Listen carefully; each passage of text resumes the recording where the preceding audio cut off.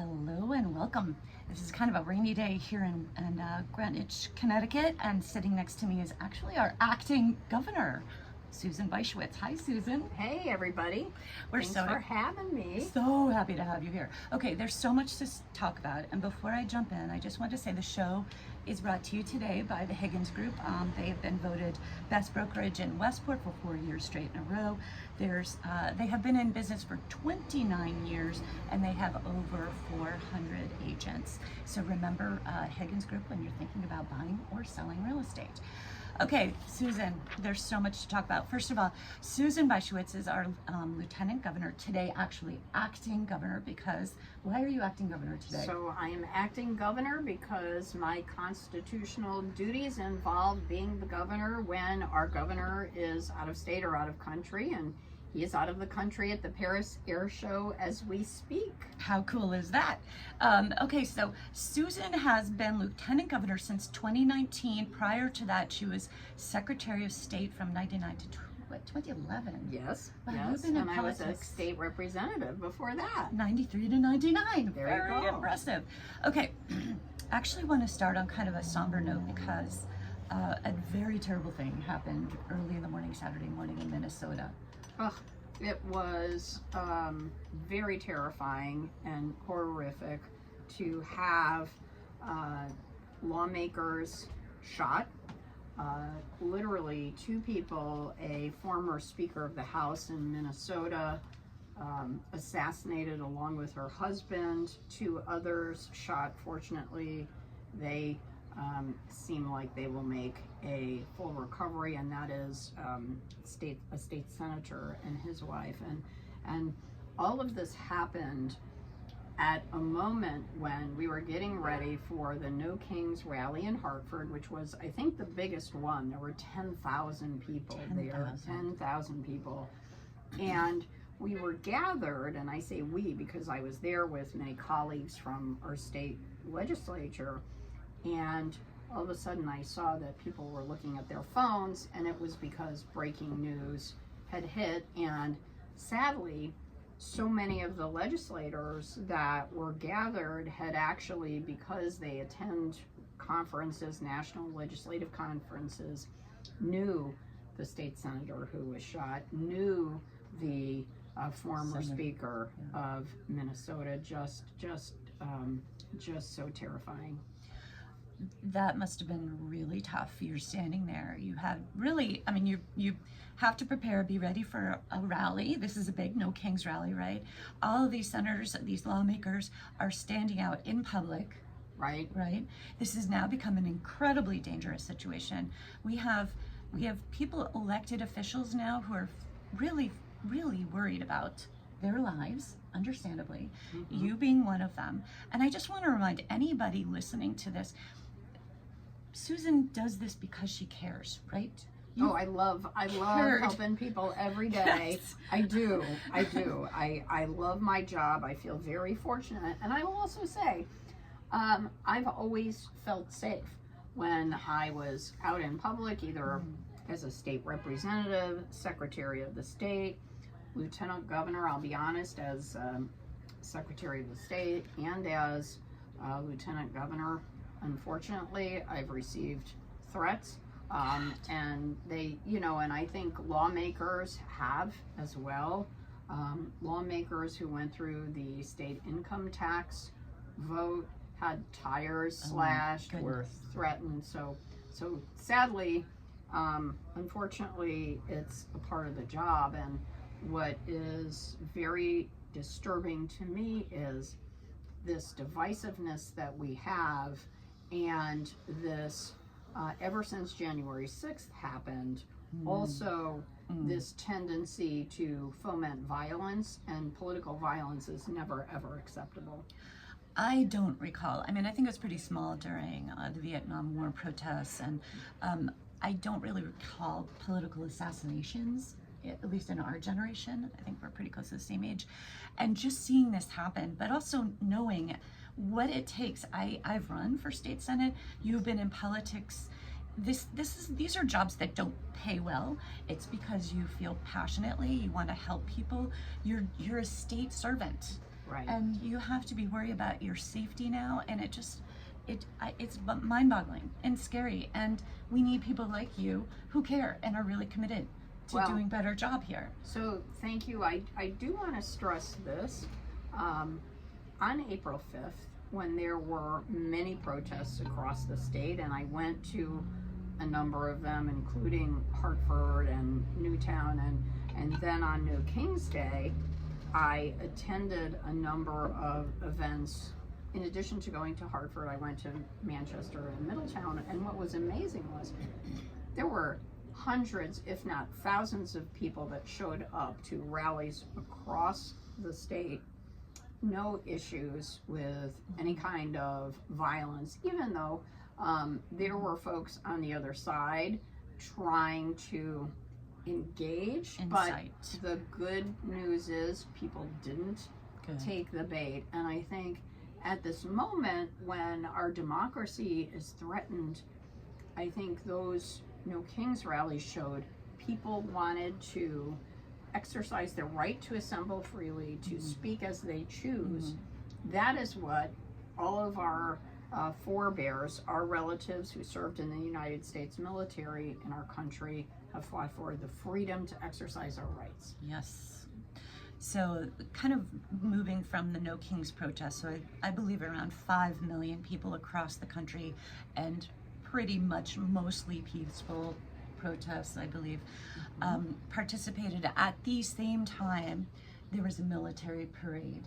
Right. What's remarkable is I've read the numbers associated with the military parade in Washington, and the crowd was estimated at 10,000. We had 10,000 people just in Hartford, and several thousand people at other rallies across the state. So I think it was good watching citizens stand up and be seen and heard. No, it does make me feel positive and hopeful, because there are moments of great darkness, and especially when we start unpacking the quote-unquote big beautiful bill and how that's going to affect all of us in a horrendous way.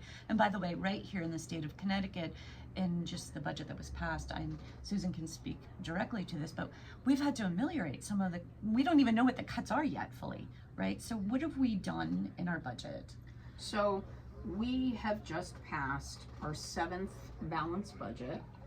We're proud of the fact that we kept within the fiscal guardrails, because this budget was more difficult than budgets a year or 2 or 3 ago, because we just did not have the federal ARPA and other funding. And now there's been a change of administration, and very large pots of funding are threatened. The good news is we are in better shape than most, because we have in our rainy day fund $4 billion. However, what keeps the governor and I up at night is the president has said he would like to cut Medicaid funding $880 billion nationwide. Our share of that is $1 billion. And $1 billion for 1 year in our budget is okay, but not every year going forward, especially when the president has also indicated a willingness to decimate the Department of Education, and wanting to cut funding in all social service areas like Head Start, for example.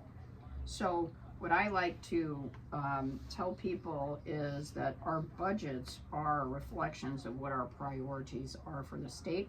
So we've done increases to special education funding, $70 million extra for that this year, 40 more million next year. We've increased funding for K through 12 education. We provided for free community college. We have I think funded our state colleges and universities well. So we are investing in things that lift people up at a time when the president wants to cut Head Start funding. Fortunately, we've invested $220 million in our early childhood education.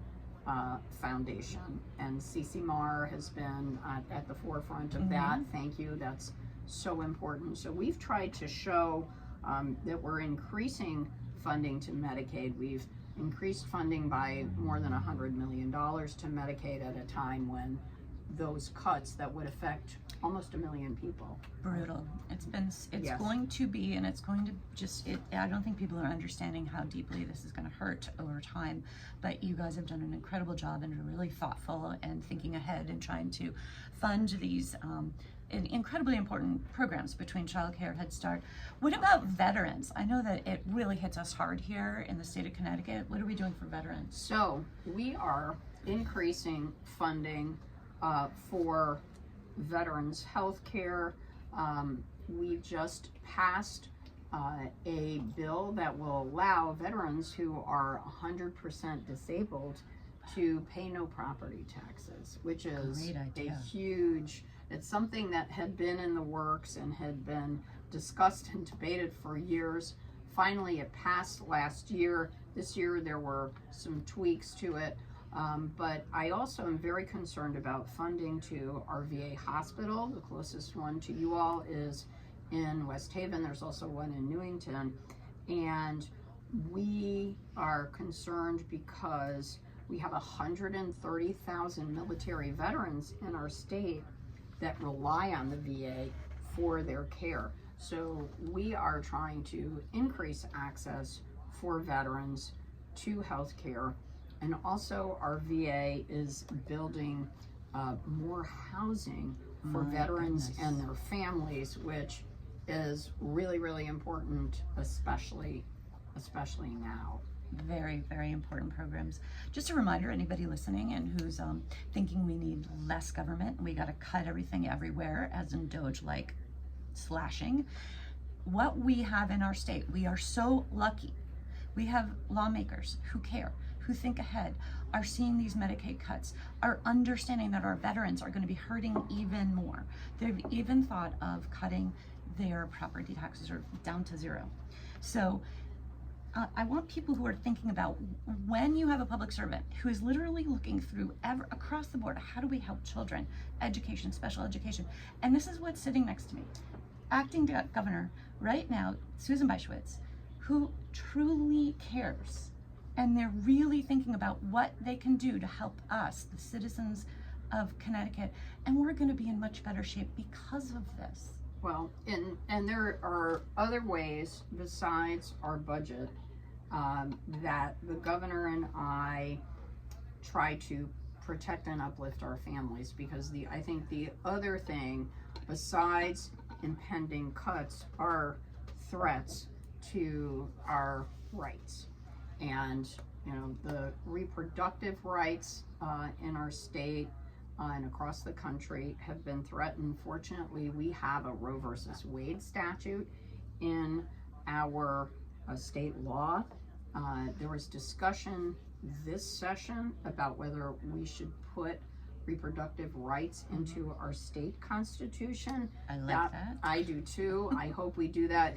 That was one of the 90% of bills that didn't make it out, but often it takes a couple of years for a good idea to actually be put into law.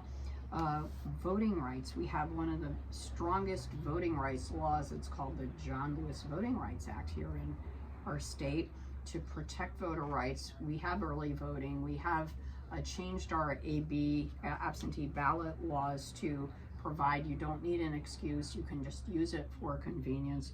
And I mention that because the president has introduced the SAVE Act, which could potentially disenfranchise millions of people, especially women, because that law says you must have a passport or a birth certificate with you when you vote. Only 40% of Americans have passports. And if you're a married woman and you have your birth certificate, that's not the same name as your married name in so many cases. So we're going backwards when it comes to reproductive rights. We're going backwards with respect to voting rights, LGBTQ plus rights too. Unbelievable. I believe about 70 million women have taken their husbands' names.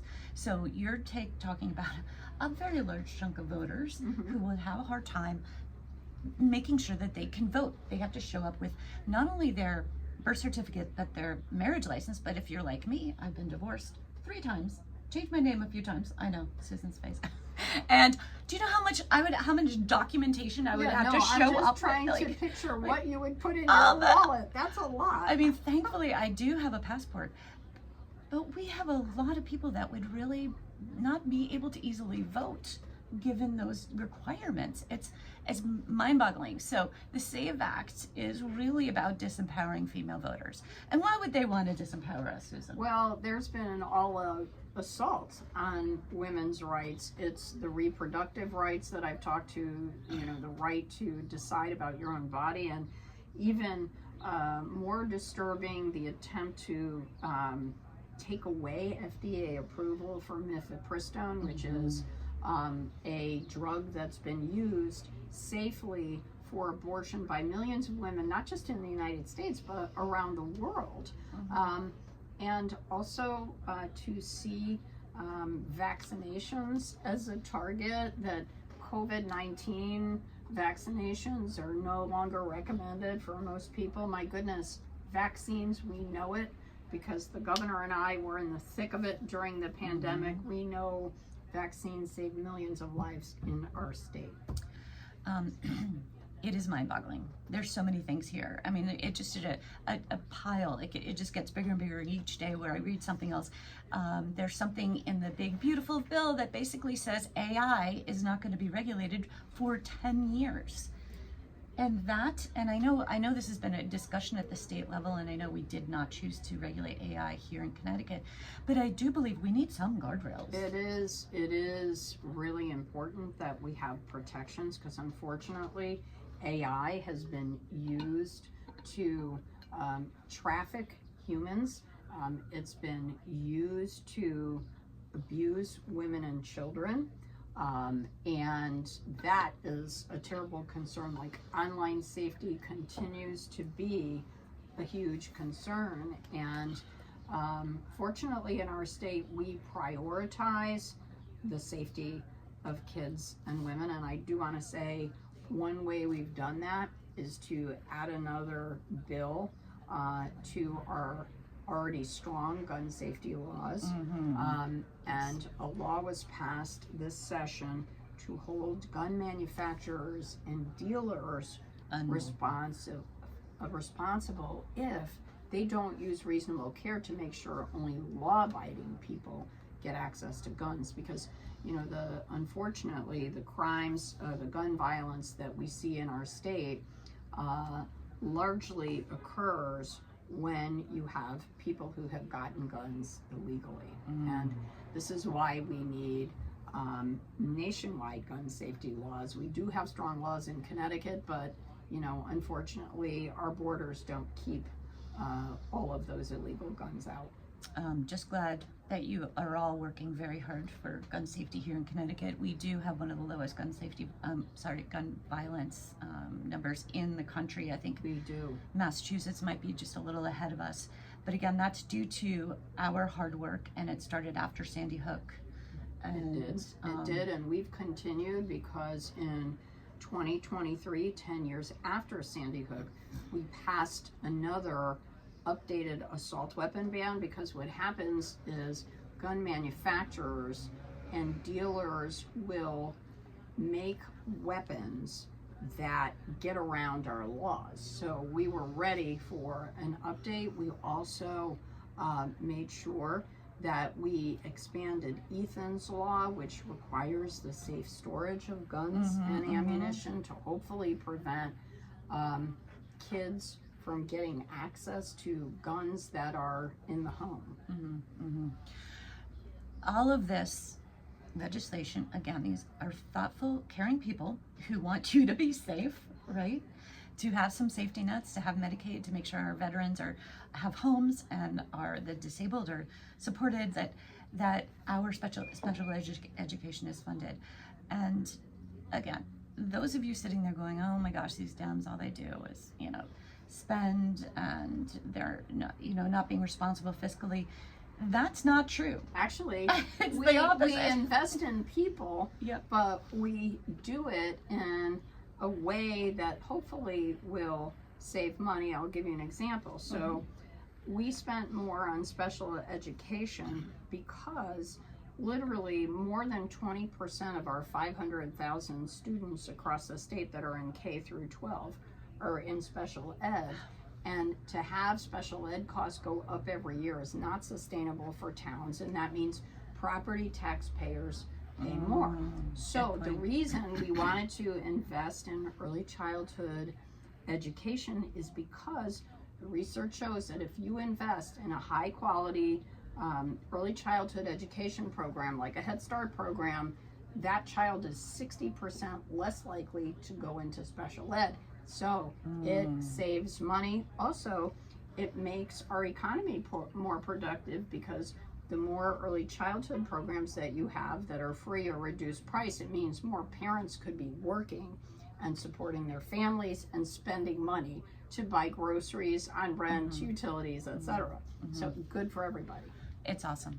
So again, this is what I just constantly want to go back to, and I know you hear this from me again and again, which is when you have people who are in your government supporting you, looking ahead, taking the right steps.